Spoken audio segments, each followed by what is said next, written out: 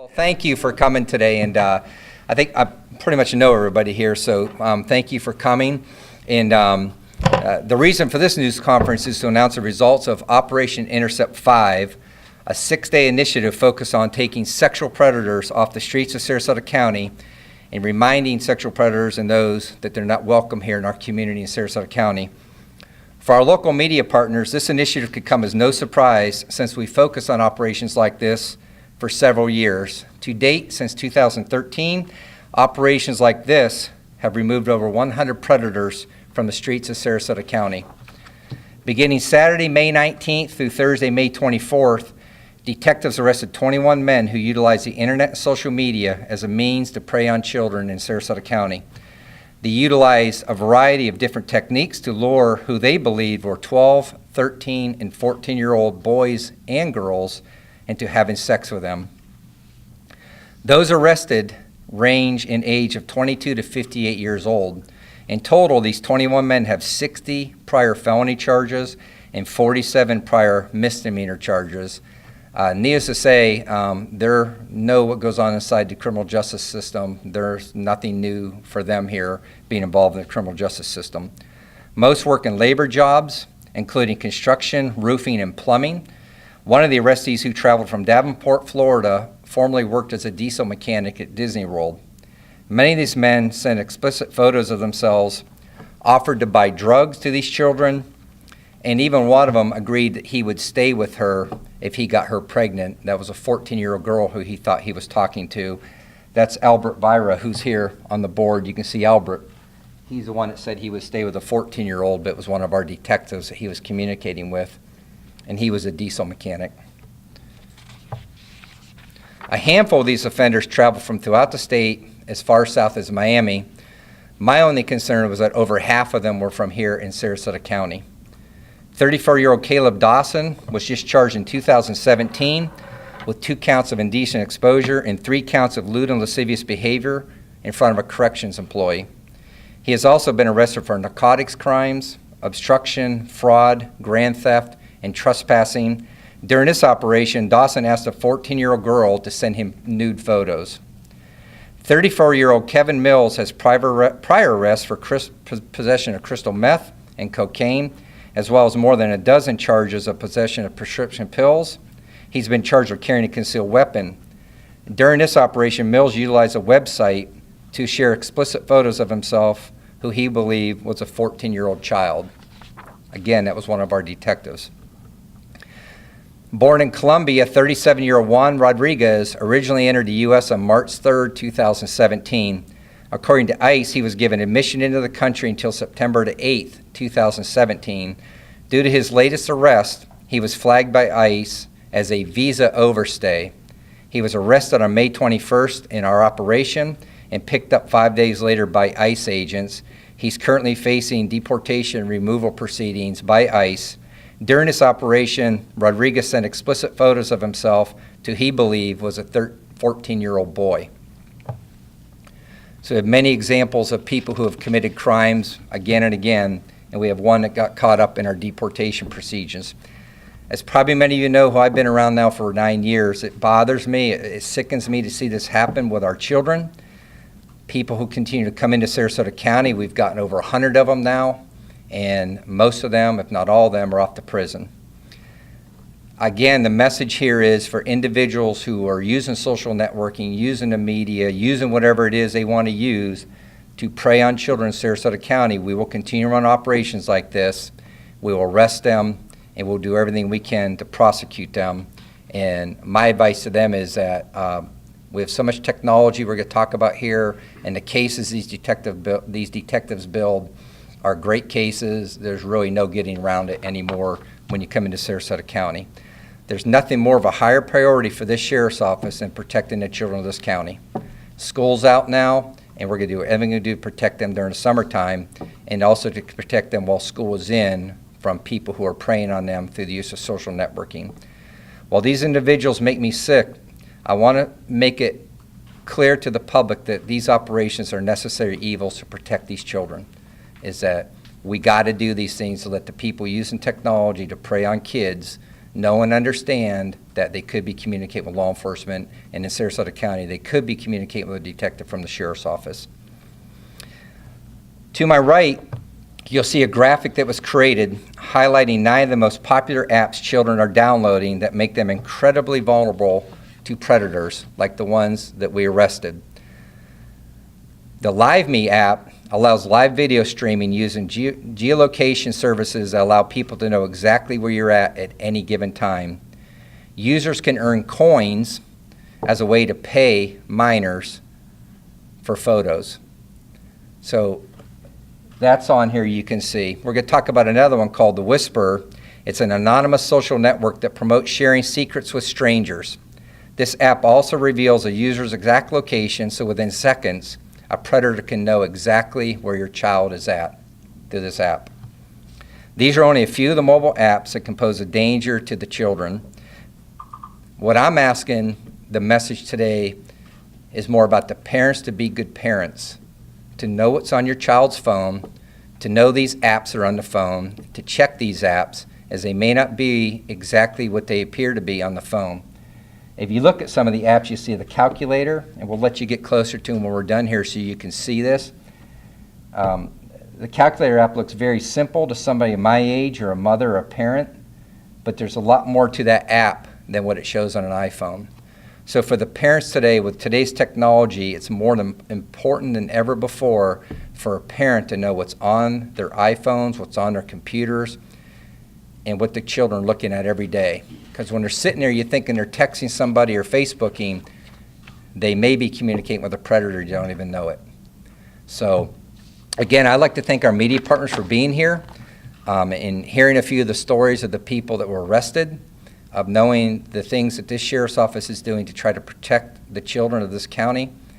And I think the most important thing is to message to the parents how vital it is for them to be involved with their children, to know what's on the iPhones, to understand these apps, and to make sure you take these apps and these iPhones and use them to see if they're exactly what they appear to be. And we left this chart up here for you to use, and hopefully that message gets across to our parents here in Sarasota County. And with that said, I'll take a few questions if anybody has any. Sheriff, how did these men lure these suspected kids that they thought were kids? What was their motive, drawing them in? The motive was to have sex with an underage child. It was to have sex with a 12, 13, 14-year-old boy and girl. So it wasn't specifically for young girls. It was certainly men wanting to have sex with boys. And their motive is just to use one of these apps or use a platform on social media to easily communicate with a child, which is probably going on much more than we know, but when they started this communication, they were communicating with a Sarasota County Sheriff's Office detective, purely for the fact of having sex with a minor and to travel to do it. And in this case, it was a deputy posing as that 12, It's a Sheriff's Office detective deputy that's posing as a 12, 13, 14-year-old, whatever it is that conversation starts with these individuals. And the alarming thing here is that they're not courting these kids. They'll travel to go see them. They'll come to get them. They'll spend time with them.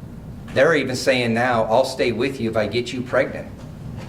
And that's very disturbing. That's what bothers me the most. And that's why it's so important for parents to know what's on these iPhones and know what's on this technology. The parents are the best prevention. We can keep doing operations like this and arresting people, and we will. We've got 100 now. We'll do more. Don't know when, but it won't be too far out. But we'll do it again. But rest assured, for the parents, know what's on your child's iPhone. Sure. It seems like how bold were some of these guys? I'm noticing some of these videos take place in the daytime. Yeah, these guys come at all different hours of the day. They start chatting with our detectives well before we open the operation, and they're coming at all times. So the detectives are set. You can see that, John, and the loop, how much technology we have there. We're prepared to go. And so we run these operations for very long hours of the day. And I think it's fair to say that a predator doesn't discriminate about what time of day that he wants to have sex with a child. And that they'll come at all times to have that sex and to exploit a child. So we were up and running for many, many hours during the day, especially when the detectives are communicating with these predators about when they would be there, when they'd be coming in, we'll make sure we're there to receive them. And Sheriff, surely some responsibility falls on these companies that develop these apps. Yeah. Can anything be done to stop some of this? You know, it's funny. That's a great thing. I think we're hearing that nationally now, John, is that it's something that the internet is so wide open, moving so fast. I think everybody's struggling with what the regulations are on it. Certainly, I don't know if local governments can control it. You would hope that a company would understand what they're doing, and I believe they do. They know exactly what they're doing. We're creating an app called a calculator that would be deceitful to a parent that's going to be used for something other than what would appear on a phone. And that's why it's so important for a parent to get the phone daily, look at the phone, see what app's been downloaded on there to see what your child is using. But certainly, I think we're getting to the point where federally, we're going to have to look at some regulations on these companies who are doing it purely to make money and don't care about the well-being of a child. Sheriff, how often do you do these initiatives to try to rid these guys off the street?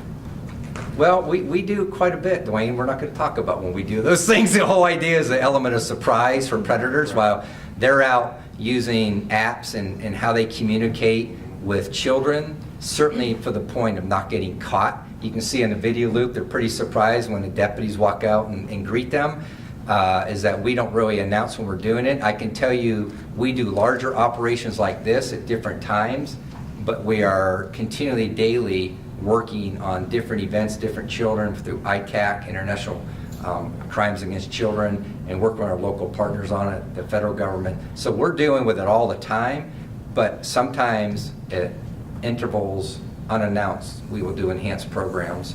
And hopefully our media partners will share that with individuals who may be watching you, who want to do this and become a deterrent by watching the news media. And then secondly, hoping that the parents and the guardians of these kids will take the time to learn from what we're doing here and protect their child by looking at their iPhones and getting these apps off their iPhones. In regards to the guy that ICE is going to come get, or what's going to happen to that guy? I mean, Well, as you know, Tim, we're in that program, one of the 17 sheriffs in that program, so he's been removed and he's at some location that ICE has moved him to be heard by a federal judge for deportation proceedings. So what his status is now, I don't know. I know one thing, he's not in our jail. You've heard me talk about that again. The jail is used as prevention. If we can get individuals who are brought into the jail be displaced out of our community, for me, that's a good thing. So the hopes is that if he is sent back to his country of origin, he won't be able to victimize anybody, whether a child or anybody in any capacity. Again, that was the whole idea of working within that program with ICE. but what stops him from coming back? Well, that's a federal government issue. So, you know, I think that's a national issue right now about border control. That's outside of my scope of responsibility. And I don't know. Probably nothing, because we see over and over again people who are removed coming back.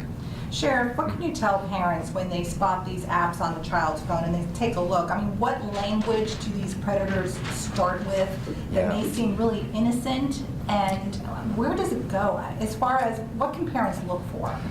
What can I'm going to be careful language, because that's the things the detectives use to start these conversations. And when we talk about that publicly, is about we're telling people But what we more look so, for. what kind of language should the parents be looking for that's having? I would say a parent should communicate themselves to see who the child's communicating with. It doesn't prohibit the parent who has the phone, who in most cases are paying for the phone, to go ahead and enter that app and start a communication and see what happens. I think it would be sometimes scary for a parent to see who their child is communicating with, especially an app that has a disguise on it like this. I'm sure many parents look at the text messages their children are sending, or looking at the telephone calls that are coming in to the phone. But most of these kids nowadays, you know, they don't call and talk like we do. They use text messaging and Facebook and all these different platforms now.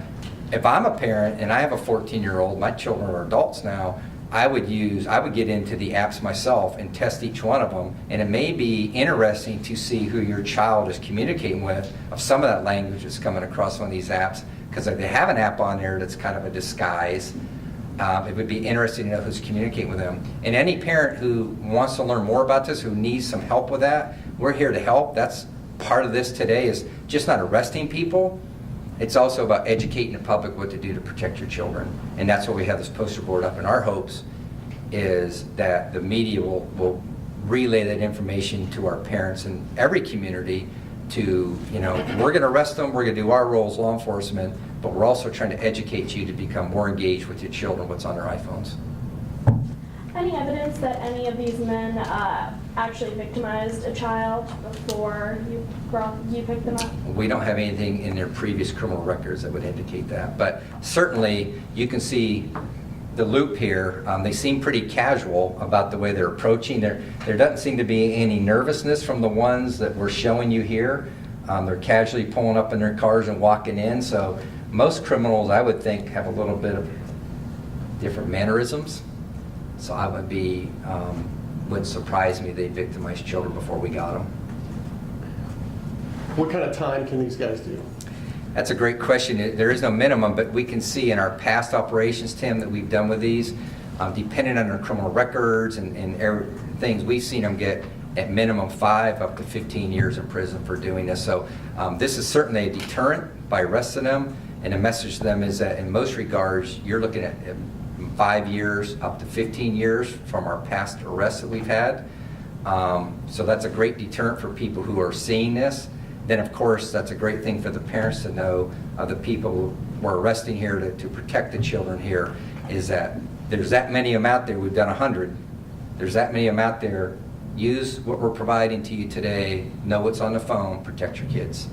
Anything unusual about the age spread? 22? No, I think the biggest thing, Isabel, is it just shows that it comes in all different ages, races, is across the board of these type of people that do it. So there's really no pattern about an age or race or background, gender about who does it. Good. Thank you, everybody.